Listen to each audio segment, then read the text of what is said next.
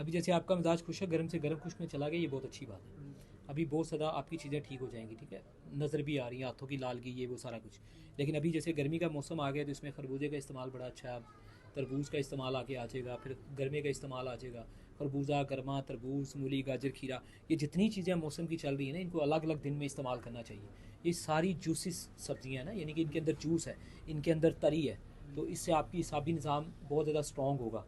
तो जब दिमाग और हिसाब का निज़ाम स्ट्रॉन्ग होता है तो उससे फिर जिगर की वर्किंग और ज़्यादा अच्छी हो जाती है, ठीक है। और गर्मी के मौसम के मुताबिक जिगर जितना अच्छा काम करेगा, चेहरा उतना अच्छा लाल और खूबसूरत होता जाएगा। और किसी का अगर चेहरा लाल और खूबसूरत हो रहा है तो इसका मतलब है उसके मैदे का और अंतड़ियों का निज़ाम बहुत अच्छा जा रहा है, जिगर का निज़ाम बहुत अच्छा जा रहा है, और आइंदा वो ज़िंदगी तंदुरुस्त ही गुजारेगा इंशाल्लाह। तो बाकी जितनी भी खुराकें हैं वो ज़िंदगी में बदल बदल के इस्तेमाल करते रहें। एक दो दिन दाल है, एक दो दिन सब्ज़ी है, फिर एक दो दिन चटनी है, फिर इसी तरह दही भी है बेशक, और फिर इसी तरह शोरबे वाले सालन है, फिर सूखे सालन है। सारी चीज़ों को बदलते रहें ताकि ज़िंदगी में हर तरह के विटामिन और हर तरह के कैल्शियम की कमी पूरी होती रहे इंशाल्लाह। ओके, अल्लाह हाफ़िज़।